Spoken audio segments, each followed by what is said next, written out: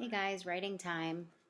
So on Monday, I asked you to start a new All About book. I chose to write about baseball. So on Monday, I was organizing my pages. So if you remember, I was thinking and then telling you what I was going to write about. What were the important parts that were going to be in my writing? So I remembered that I wanted to talk about the equipment that you need to play baseball. I thought I could write a page on that. I wanted to write about what positions you play in baseball. I could put a page to that. And then I also thought that it would be a good idea to write about where you play baseball. Um, so those were three important details or little mini topics, if you will, that I thought that I would write about. So what I've been doing since Monday was finishing my sketches, and I did some writing, but now what I want to do is see if I can add more writing and kind of clean it up a bit and just keep going. So I want you to see what I've got so far. Okay. So the first thing, I drew all of my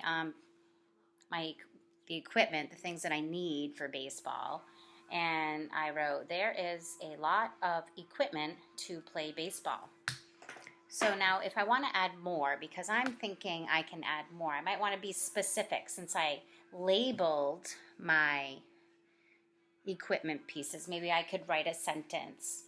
Like maybe I could say, you need a bat. So you need a bat.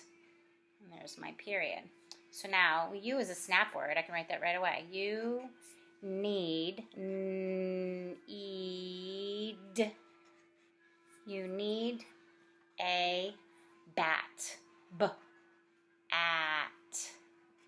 And you know, if I want to keep going, I could write the same kind of sentence. I could go, you need a ball, you need a glove, you need bases. So I'm going to write one more sentence. You need a glove. All right, so you need a glove.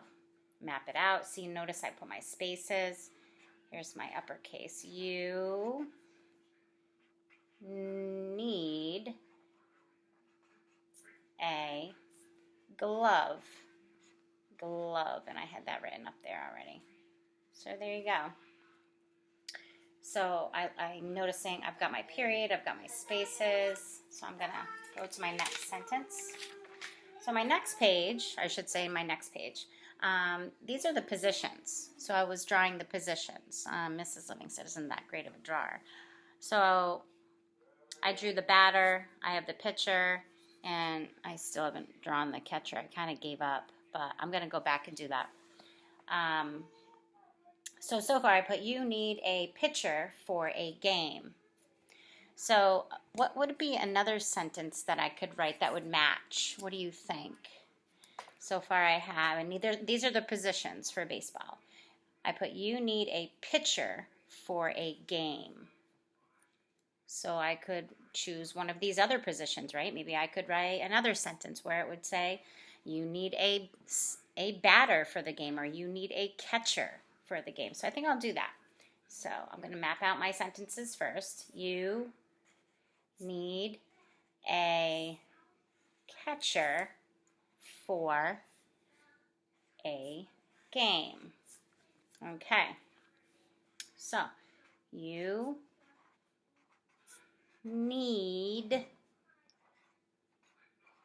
a catcher. Now I wrote that word right there. So since I already labeled that and I see how to spell it, I'm not going to spell it wrong down here. I'm going to make sure I spell that one right.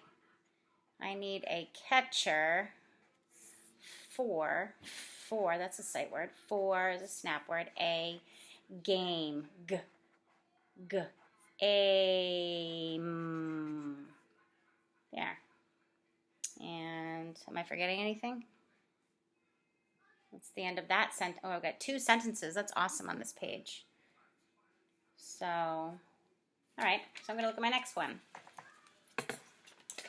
Let's see. So my last page that I wanted to write about was, where do you play?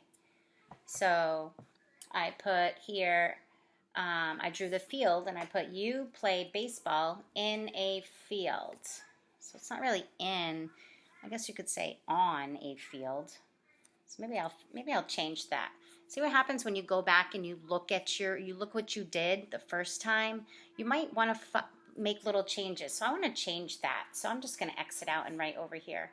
And I'm going to write on because that makes more sense to me.